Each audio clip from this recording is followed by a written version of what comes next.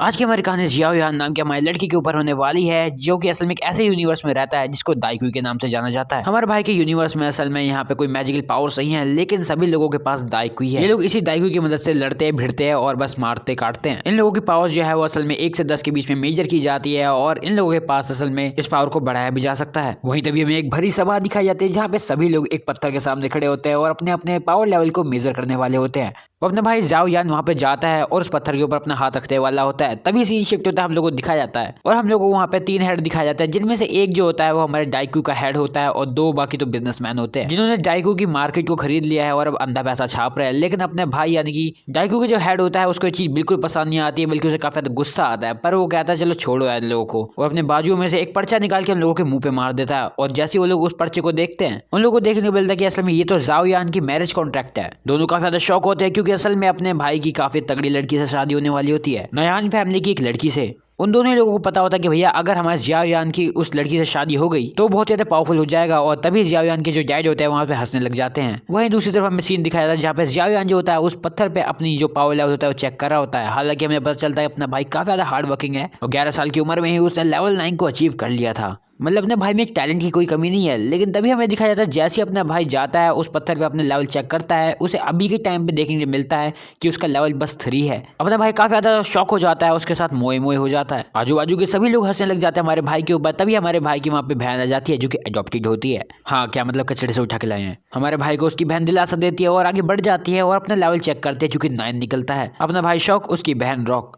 वहीं दूसरी तरफ हमें दिखाया जाता है कि नाया जो होती है अपने ससुर जी से मिलने आई होती है। नाया आती है और ससुर जी को अपने प्रणाम करती है और उन्हें बताती है कि देखो मैं आपके लिए एक नई डील लाई हूँ। और नाया उन्हें असल में एक पिल दिखाती है जो कि असल में विक्स की गोली लग रही होती है। नाया इस पिल को दिखाती है और सभी लोग शॉक हो जाते हैं क्योंकि उन्हें पता है कि आखिर ये क्या चीज कर सकती है। असल में ये जो पिल है ये किसी की भी डाइकुई पावर को बढ़ा सकती है और घटा भी सकती है। अब भैया वो सब तो तुम्हारी किस्मत के ऊपर डिपेंड करता है। अब मोस्टली देखा जाए तो असल में ये जो पिल है ये सिर्फ 9 लेवल के लोग ही ले तो ज़्यादा उनके लिए बेटर रहेगा, क्योंकि असल में अगर वो इस पिल को लेते हैं तो वो सीधे 10 लेवल के हो जाएंगे, वरना अगर गिरेंगे तो शायद एक गिर सकते हैं लेवल। बट अगर हमारे भाई जाओ यान की तरफ फूटी किस्मत हुई तो वो और भी ज़्यादा गिर सकते हैं। अब बेशक सुनने से ही लग रहा है कि भाई ये कोई सस्ती अच्छी चीज़ तो नहीं होगी, बेशक ये काफ़ी ज़्यादा महंगी है और जाओ यान के भी फादर इस चीज़ को लेने से मना कर देते हैं फ्री में। लेकिन तभी उनकी जो बहू होती है वो कहते हैं नहीं नहीं ये फ्री में थोड़ी है, ये तो असल में डील है, मैं आपको ये 100% फ्री में दूंगी तब जब आप अपनी बेटे की में से शादी तोड़ देंगे। तभी यहाँ पे ड्रामा शुरू हो जाता है और जाओ यान के जो फादर होते हैं वो कहते हैं नहीं नहीं ऐसा थोड़ी चलेगा यार, ऐसे तो हमारी काफी ज्यादा इंसल्ट होगी, हमने तो कार्ड भी छपा दिया था शादी का। और हमारे जो जाओ यान के जो फादर होते हैं काफी ज्यादा गुस्से में आ जाता है कि इवन वो अपनी स्वॉर्ड भी निकालने वाले होते हैं, लेकिन उन्हें भी पता है कि उनकी बहू कोई ऐसे ही खाली हाथ तो आई नहीं है, अपने साथ 2-2 बाहुबली को लेके आई है, इसलिए जाओ यान के फादर अपनी तलवार नहीं निकालते हैं और काफी ज्यादा वैसे गुस्से में तो होते हैं। तभी हमें दिखाया जाता है उनमें से एक जो गार्ड होता है वो अपना पोकेमोन की तरह रूप बदल लेता है। तभी दरवाजे को फटकते हुए हमारा भाई आता है और कहता है अच्छा जी क्या हो गया, शादी नहीं करनी क्या आपको हमारे से, इतने हैंडसम लड़के से। तभी नयन जवाब देते हुए कहती है अरे तुम हैंडसम हो या ना हो इससे मेरे को क्या, मेरे को तो इस चीज से मतलब है कि भैया तुम निठल्ले क्यों, आखिर 3 लेवल के बंदे से आके मैं क्यों शादी करूं, है ना भाई।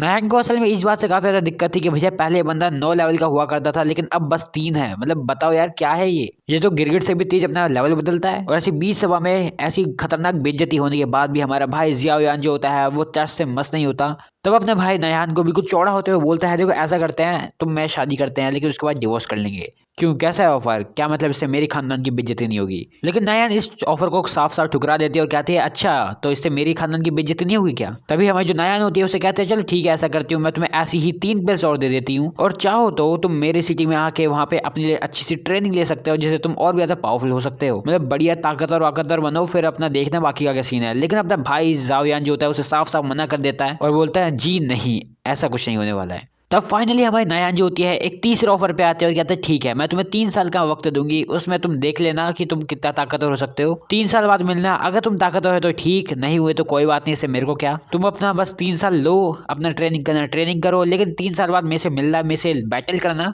तुम जीते तो मैं तुम्हारी, लेकिन अगर मैं जीती तो मेरी तुम्हारे से हमेशा के लिए छुट्टी। इसी के साथ डील पक्की होती है और नयान वहां से चली जाती है। वहीं थोड़ी टाइम बाद हमें दिखाया जाता है कि सभी लोग हमें जाओ यान पे हंस रहे होते हैं, उसे कह रहे होते हैं भाई तू नालायक है, तूने क्या कर दिया, आखिर तू इतना ताकतवर कैसे बन जाएगा कि आखिर उस लड़की को हरा देगा। अपना भाई खुद नहीं जानता था कि आखिर अब वो कैसे नयान को हराने वाला है, क्योंकि वो काफी ज्यादा वैसे ही ताकतवर है ना। अपने भाई को ये पता कि आखिर उसकी इतनी सारी शक्तियां गई तो गई कहाँ। अपना भाई वहां इससे कहीं दूर चले जाता है, तभी उसकी जो बहन होती है एडॉप्टेड वाली वो उसके पास आती है, लेकिन अपना भाई वहां से भाग जाता है। भागते भागते उसकी जिंदगी में ऐसे कुछ नालायक लोग आते हैं जो कि उससे भिड़ने की कोशिश करते हैं, उसका मजाक उड़ा रहे होते हैं। वो लोग हमारे भाई का दिमाग का दही कर रहे होते हैं, ये कहते हो कि भाई तुम तो जीनियस हो भाई, क्या बात है, तुमने तो नयान से भर लिया भाई, क्या बात है। अपना भाई अपना आपा खो देता है और सीधे अटैक करता है, लेकिन वो जो बंदा होता है वो हमारे भाई से काफी ज्यादा ताकतवर होता है एंड वो लोग उसे बहुत बुरी तरह मारते हैं। लेकिन हमारे भाई की बहन वहां पे आके उसे बचा लेती है और सभी लोग कहते हैं वाह देखो अपनी बहन को बुला लिया बचाने के लिए। काफी खतरनाक बेइज्जती होने के बाद अपना भाई कहीं दूर भाग जाता है और अपने सीधे मॉम की ग्रेव के पास आ जाता है। अपना भाई अपनी माँ के सामने रो रहा होता है और उसका बाप भी उसे देखता है, लेकिन कहता है कम से कम मेरे बेटे ने एक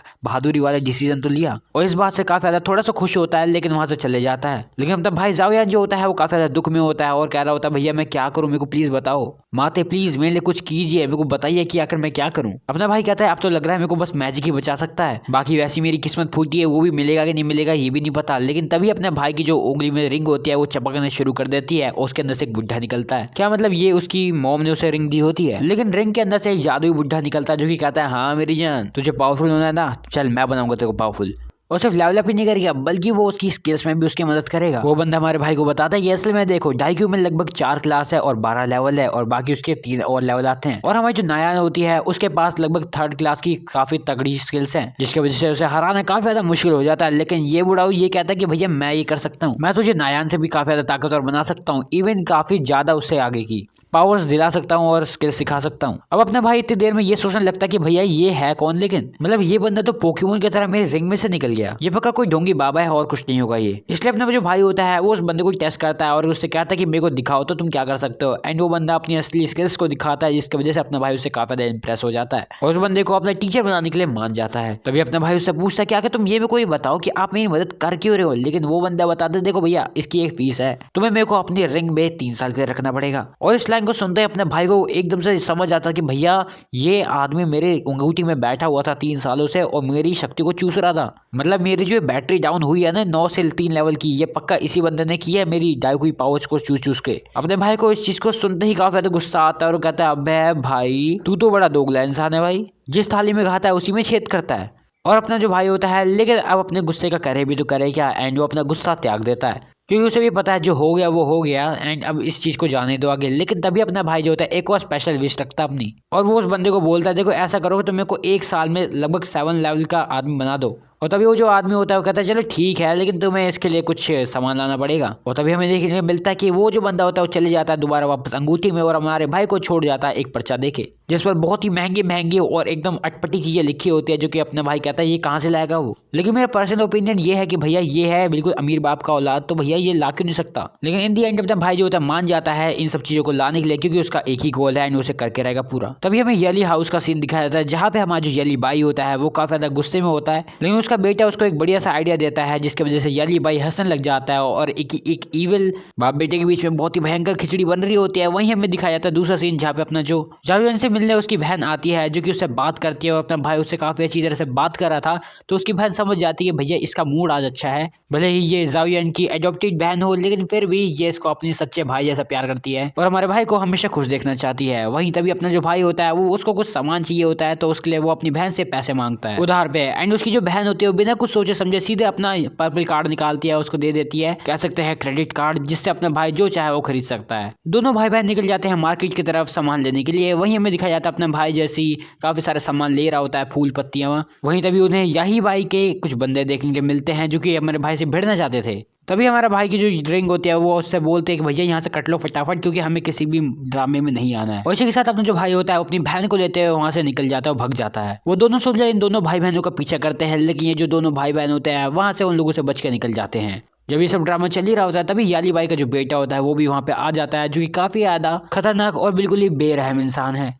अब लेकिन ये जो बंदा है ये काफ़ी ज़्यादा गुस्सेल भी रहता है, क्योंकि इस बंदे को अगर तुम गलती से टकरा भी गए ना ये बंदा तुम्हें वहीं पे उठा के मार देगा। ये जो याली भाई का बेटा है ये भी असल में उसी टाइम उसी मार्केट में होता है, लेकिन वहीं दूसरी तरफ अपना जो भाई होता है वो एक वुडिंग को लेवल 1 को देख रहा होता है और उसका प्राइस पूछ रहा होता है। लेकिन तभी हमारे भाई के ऊपर याली हाउस के जो लोग होते हैं उनका हमला होता है एंड वो हमारे भाई को पकड़ने की कोशिश करते हैं, लेकिन अपना भाई वहां से भाग जाता है। लेकिन एकदम से वो लोग हमारे भाई को घेर लेते हैं, उसके बाद लड़ाई शुरू होने वाली होती है। लड़ाई करते करते काफी ज्यादा शोर हो जाता है और तभी वहाँ पे याली भाई का बेटा भी आ जाता है। वो बस हमारे जाओयन को मारने ही वाला होता है, तभी उसकी वहाँ पे बहन आ जाती है, उसे बचा लेती है। याली बाई का बेटा कहता है अरे वाह क्या बात है, इससे तो मैं ही शादी करूंगा। और इतना कहने के बाद वो लोग वहाँ से चले जाते हैं। पर अपना भाई जो होता है उसे काफी ज्यादा गुस्सा आ रहा होता है। वहीं अगली सीन में हमें दिखाया जाता है जाओयन जो होता है सारा सामान दे देता है अपने उस मास्टर को, एंड वो बंदा सभी चीजों का इस्तेमाल करके एक लिक्विड बनाता है। और ये बंदा जो है असल में इस लिक्विड को हमारे भाई की ट्रेनिंग में यूज करने वाला है। हमारे भाई के मास्टर उसे ये सिखाते हैं कि आखिर वो कैसे फ्लेम को प्रोड्यूस कर सकता है, उसे कंट्रोल कर सकता है। हालांकि उसके मास्टर ही इस चीज को देख के काफी ज्यादा शौक हो जाते हैं, क्योंकि अपना भाई पहली बार में ही फ्लेम को प्रोड्यूस कर पा रहा होता है। एंड इस चीज को देखने के बाद हमारा भाई जो होता है वो और भी ज्यादा